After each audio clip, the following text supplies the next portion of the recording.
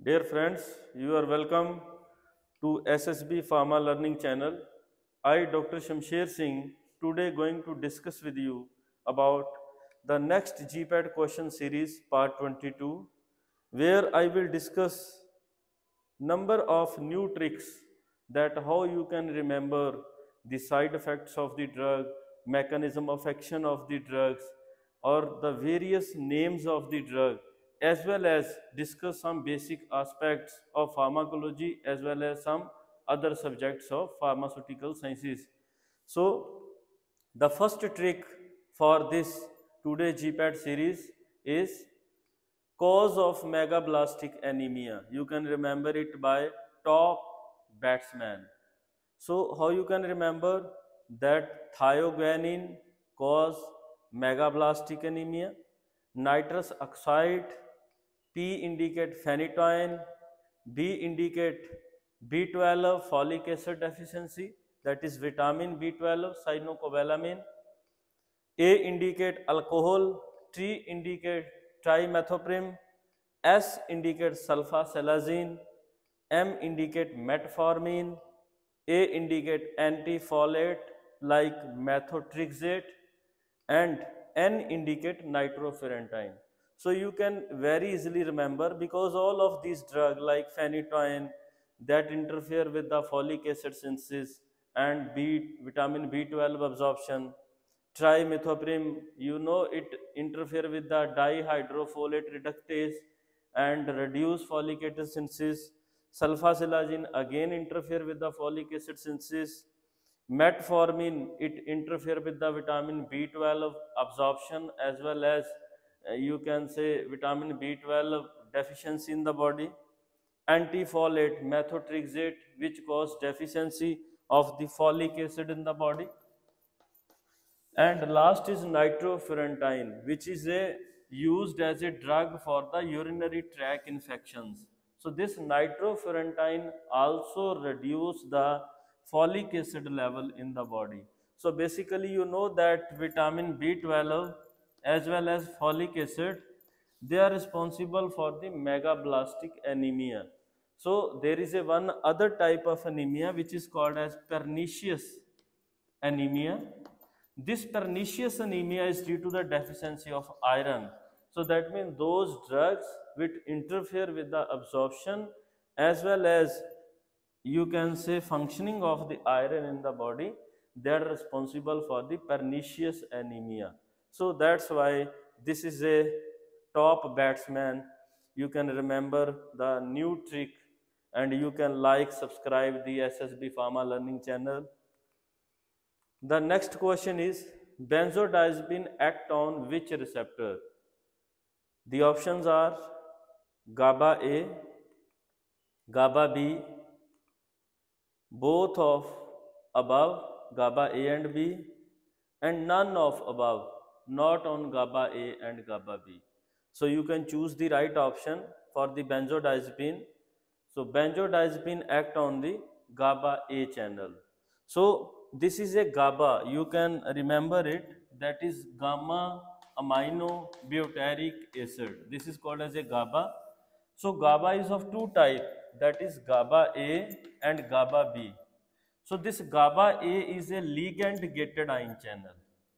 So that means any ligand will bind, it will cause opening of the chloride channel.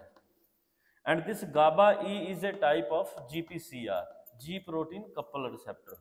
So either the question could be that which one of the GABA is a ligand gated ion channel in the GPAT, then you can remember it that GABA A is a ligand gated ion channel. And if there will be a second option in the GPAT, which one is a GPCR? So GABA B is a GPCR type of G protein coupled receptor type of receptor. So they are called as a G protein coupled receptor because this guanosine is the active molecule. Sometimes they are known by the name of serpentine receptor. So that means they look like a snake like this. So they are called as a serpentine receptor. Sometimes they are called as a N-amino terminal receptor because on the initial terminal N nitrogen with amino group is present there. So you can remember this question because I am explaining 2 to 3 questions at the same time, so that any type of question can be asked during the GPAT. The next question is, tryptophan is essential for the synthesis of.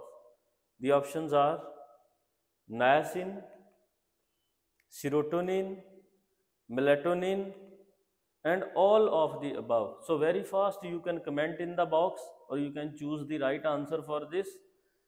The right answer for this question is all of the above. So this tryptophan, you know that it is a mediator, it is a initiator, or it is a, you can say, the initial, you can say the amino acid which is required, and this tryptophan is a essential type of amino acid. So this is categorized under the category of essential type of amino acid.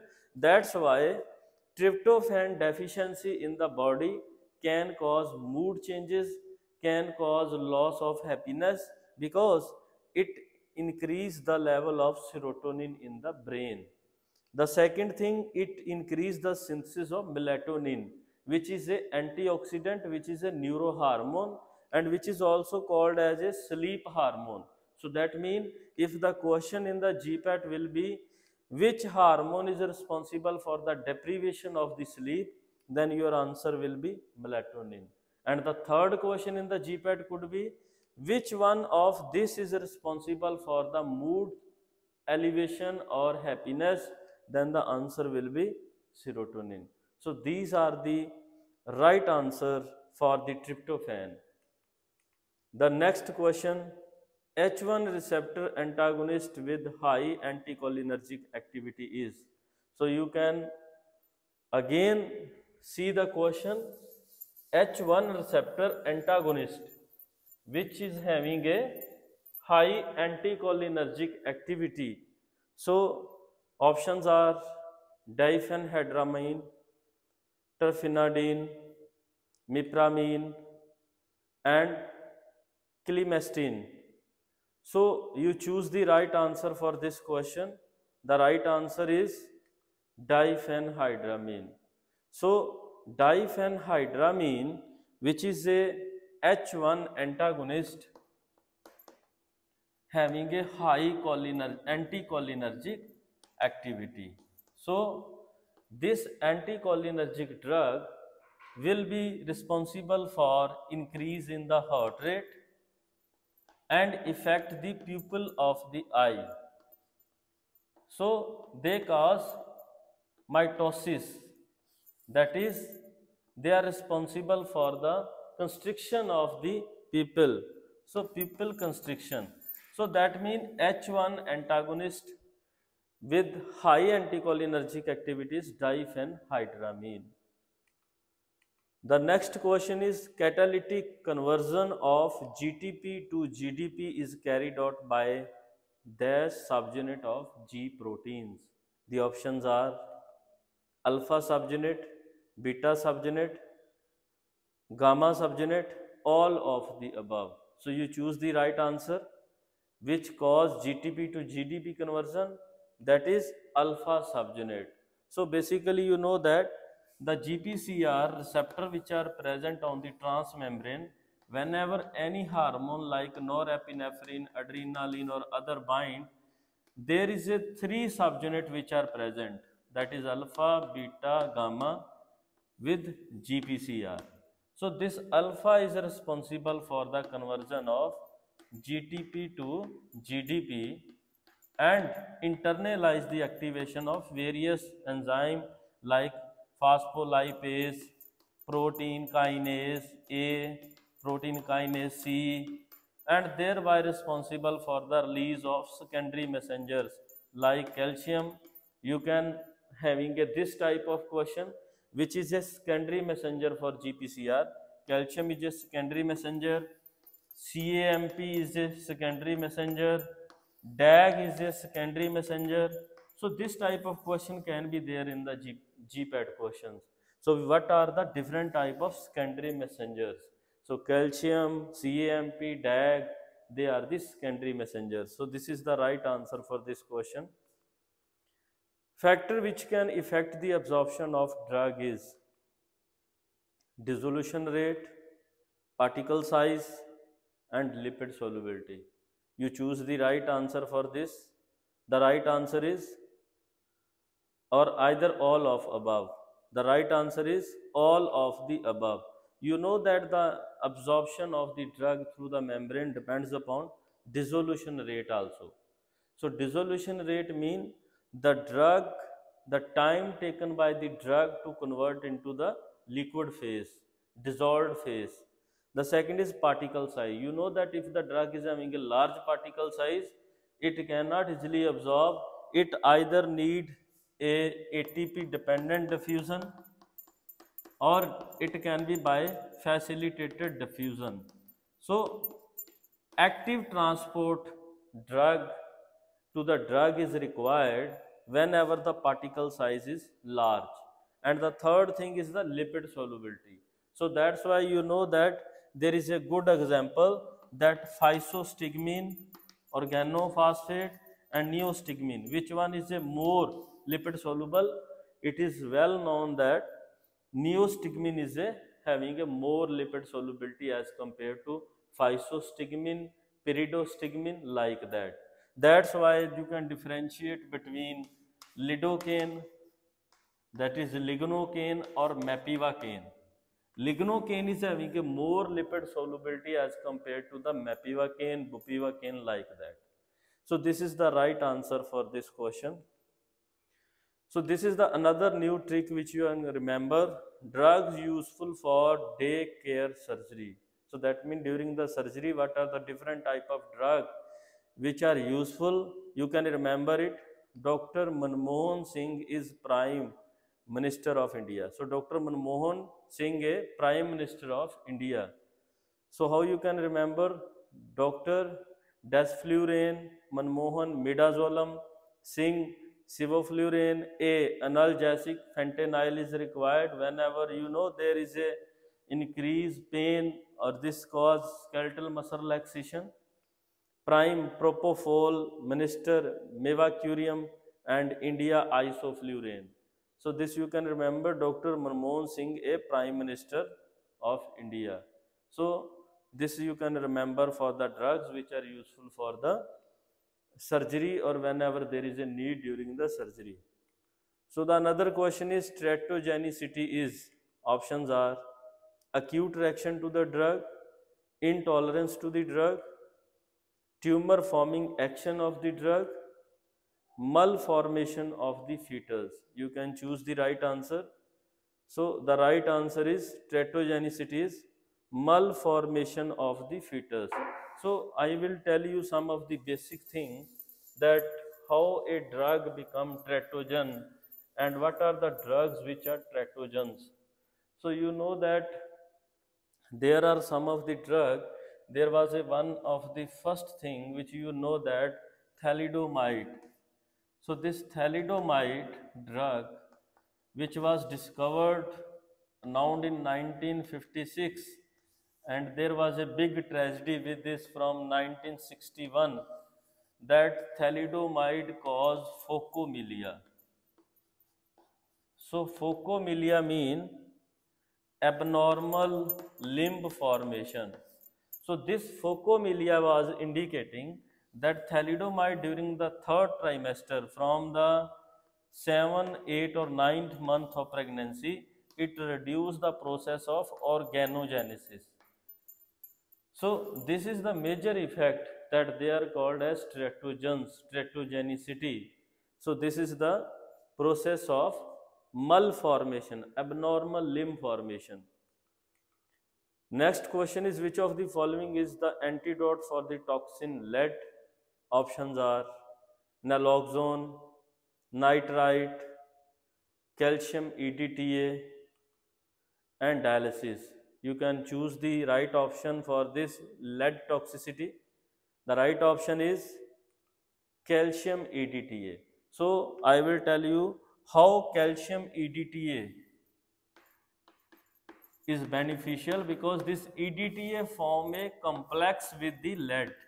So this is the mechanism, that it form a complex with the lead molecule and excrete out from the body. Or if there will be a second option in the GPAT, which one is a, you can say, antidote for the opioid poisoning, morphine, opium, naloxone is that for particularly that thing. So this is the dialysis, you know, it is required for the chronic kidney failure.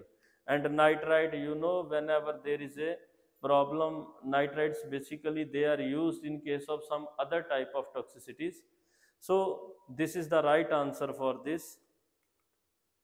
A drug ending in the suffix navir is considered as, options are antidepressant, protease inhibitor, beta antagonist, H2 antagonist. You choose the right answer with the suffix. That means the last word in the drug is a navir.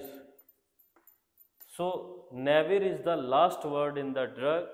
So what mean navir? The right answer is protease inhibitor. That is indinavir.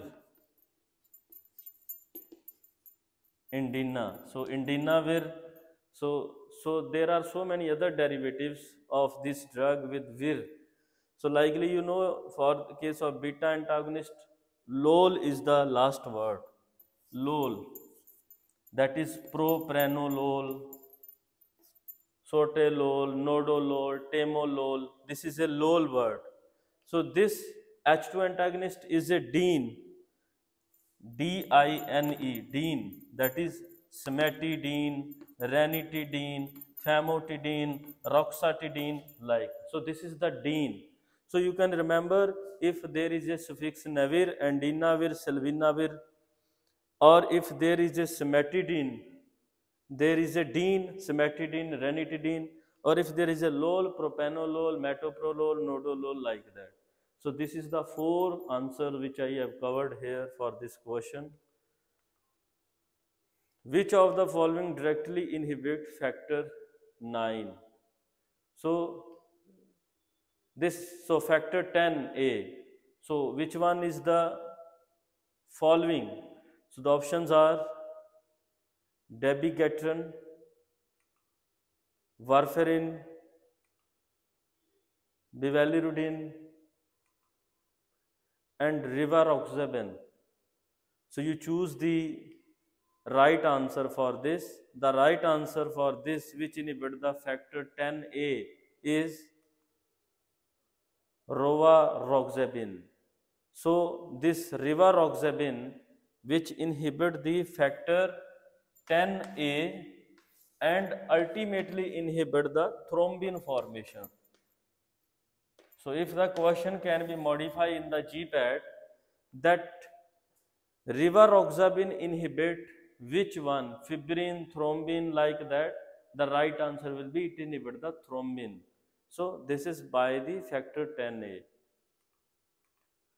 The next question is, which one of the following cells are called as scavenger cells? The options are neutrophils, natural killer cells, macrophages, and mast cells. You choose the right answer for this, that which one is considered as a scavenger cell. So you choose the right answer for this.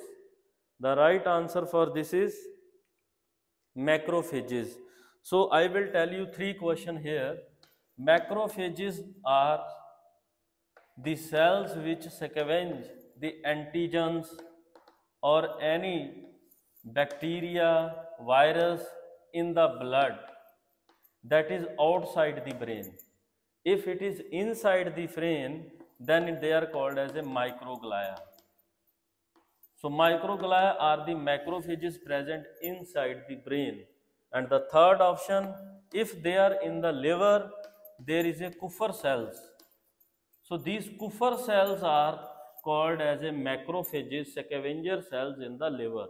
So 3 options can be there in the GPAT. You remember this question always. So it will be very useful to all of you. So this is the next trick, new trick is there, set of dumbbells. So what is a set of dumbbell? You know that this is used for the exercise in a gym. So what set? Set indicate, S indicate sweating, E indicate end death. It can be with the organophosphate poisoning. So end sign is death and T is the tremors. The tremors is due to cholinergic activity, excessive cholinergic, hypoglycemia can be there. Of organ damage. So organophosphate also called acute kidney failures, acute kidney damage. So dumbbells indicate, D indicate diarrhea, U indicate urination, M indicate meiosis, B indicate bradycardia, decrease heart rate, B indicate bronchospasm. This is due to cholinergic activity, acetylcholine. E indicate emesis. L indicates lacrimation due to cholinergic activity. S indicates salivation due to cholinergic response of acetylcholine. So this new trick you can remember, set of dumbbells. So the next question is, so this was the various tricks as well as some of the questions I have discussed with you. Hope this will be very useful for the GPAT exam. You always watch, share and subscribe the channel to get the latest video in this area as well as some other area of the pharmaceutical sciences. So you are welcome. Thank you very much.